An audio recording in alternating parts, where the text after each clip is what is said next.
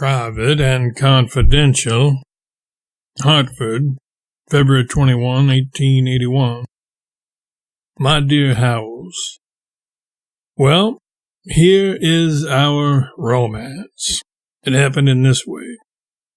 One morning, a month ago, 3 weeks, Livy and Clara Spaulding and I were at breakfast at 10 a.m., and I was in an irritable mood, for the barber was upstairs waiting and his hot water getting cold, when the colored George returned from answering the bell and said, "There's a lady in the drawing room wants to see you."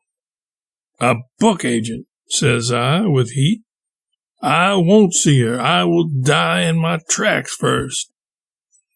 Then I got up with a soul full of rage and went in there and bent scowling over that person and began a succession of rude and raspy questions, and without even offering to sit down.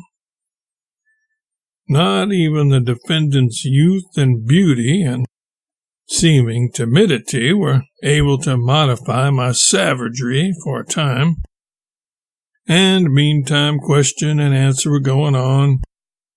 She had risen to her feet with the first question, and there she stood with her pretty face bent floorward, whilst I inquired, but always with her honest eyes looking me in the face when it came her turn to answer. And this was her tale and her plea, diffidently stated, but straightforwardly and bravely, and most winningly, simply and earnestly. I put it in my own fashion, for I do not remember her words. "Mr. Carl Gerhardt, who works in Pratt and Whitney's machine shops, has made a statue in clay, and would I be so kind as to come and look at it and tell him if there is any promise in it? He has none to go to, and he would be so glad." "Oh, dear me," I said, "I don't know anything about art. There's nothing I could tell him." But she went on just as earnestly and as simply as before with her plea. And so she did after repeated rebuffs. And dull as I am, even I began by and by to admire this brave and gentle persistence, and to perceive how her heart of hearts was in this thing, and how she couldn't give it up, but must carry her point. So at last I wavered, and promised in general terms that I would come down the first day that fell idle. And as I conducted her to the door, I tamed more and more, and said I would come during the very next week. "We shall be so glad, but would you please come early in the week? The statue is just finished, and we are so anxious, and we did hope you could come this week." And, well, I came down another peg and said I would come Monday, as sure as death. And before I got to the dining room, remorse was doing its work, and I was saying to myself, "Damnation, how can a man be such a hound? Why didn't I go with her now?" Yes, and how mean I should have felt if I had known that out of her poverty she had hired a hack and brought it along to convey me. But luckily for what was left of my peace of mind, I didn't know that. Well, it appears that from here she went to Charlie Warner's. There was a better light there, and the eloquence of her face had a better chance to do its office. Warner fought, as I had done, and he was in the midst of an article and very busy. But no matter, she won him completely. He laid aside his manuscript and said, "Come, let us go and see your father's statue. That is he your father?" "No, he is my husband." So this child was married, you see. This was a Saturday. Next day, Warner came to dinner and said, "Go, Go tomorrow, don't fail. He was in love with the girl and with her husband too, and said he believed there was merit in the statue.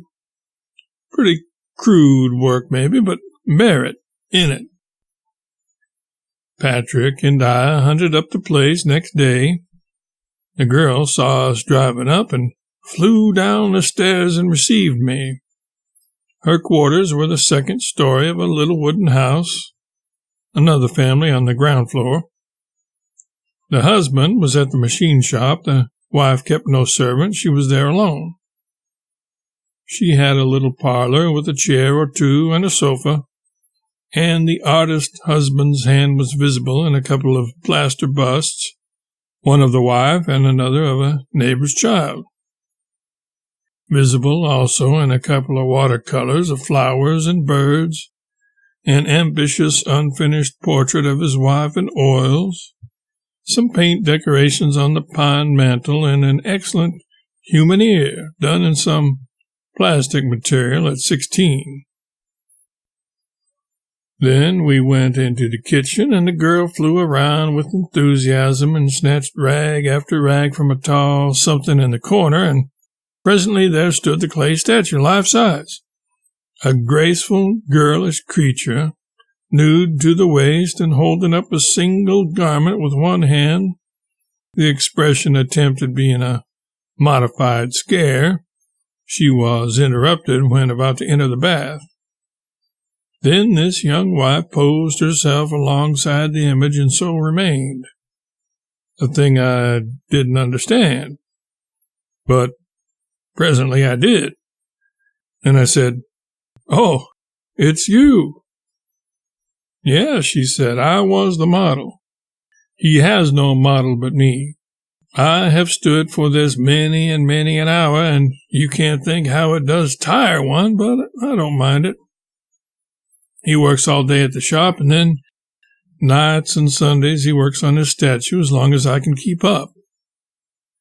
She got a big chisel to use as a lever, and between us we managed to twist the pedestal round and round so as to afford a view of the statue from all points. Well, sir, it was perfectly charming, this girl's innocence and purity, exhibiting her naked self, as it were, to a stranger and alone, and never once dreaming that there was the slightest indelicacy about the matter. And so there wasn't. But it will be many a long day before I run across another woman who can do the like and show no trace of self-consciousness. Well, then we sat down, and I took a smoke, and she told me all about her people in Massachusetts. Her father is a physician, and it is an old and respectable family. I'm able to believe anything she says. And she told me how Carl is 26 years old, and how he has had passionate longings all his life toward art, but has always been poor and obliged to struggle for his daily bread, and how he felt sure that if he could only have 1 or 2 lessons and... Lessons? Hasn't he had any lessons? No, he had never had a lesson. And presently it was dinner time, and Carl arrived, a slender young fellow with a marvelous head and a noble eye, and he was as simple and natural and as beautiful in spirit as his wife was. But she had to do the talking, mainly. There was too much thought behind his cavernous eyes for glib speech. I went home enchanted, told Livy and Clara Spaulding all about the paradise down yonder, where those 2 enthusiasts are happy with the yearly expense of $350. Livy and Clara went there next day and came away enchanted. A few nights later, the Gerhardts kept their promise and came here for the evening. It was billiard night, and I had company, and so was not down. But Livy and Clara became more charmed with these children than ever. Warner and I planned to get somebody to criticize the statue whose judgment would be worth something, so I laid for Champney, and after 2 failures I captured him and took him around, and he said, This statue is full of faults, but it has merits enough in it to make up for them. Whereat the young wife danced around as delighted as a child. When we came away, Chambly said, "I did not want to say too much there, but the truth is, it seems to me an extraordinary performance for an untrained hand. You ask if there is promise enough there to justify the Hartford folk in going to an expense of training this young man. I should say yes, decidedly, but still, to make everything safe, you had better get the judgment of a sculptor." Warner was in New York. I wrote him, and he said he would fetch up Ward, which he did. Yesterday they went to the Gerhardts and spent 2 hours, and Ward came away bewitched with those people and marveling at the winning innocence of the young wife, who dropped naturally into model attitude beside the statue, which is stark naked from head to heel now. G had removed the drapery, fearing Ward would think he was afraid to try legs and hips, just as she has always done before. Livy and I had 2 long talks with Ward yesterday evening. He spoke strongly. He said, "If any stranger had told me that this apprentice did not model that thing from plaster casts, I would not have believed it." He said, "It is full of crudities, but it is full of genius, too. It is such a statue as the man of average talent would achieve after 2 years training in the schools. And the boldness of the fellow in going straight to nature. He is an apprentice, his work shows that all over, but the stuff is in him, sure. Hartford must send him to Paris, 2 years.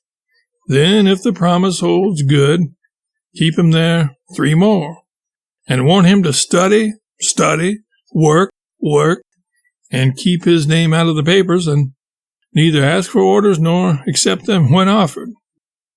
Well, you see, that's all we wanted. After Ward was gone, Livy came out with the thing that was in her mind.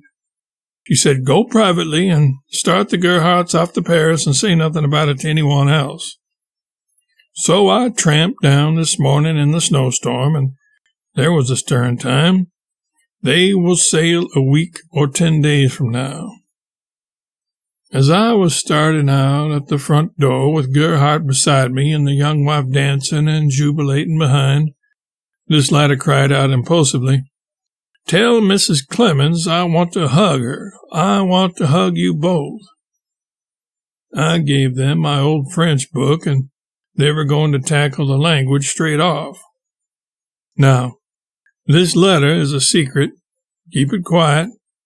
I don't think Livy would mind my telling you these things, but then she might, for she is a queer girl.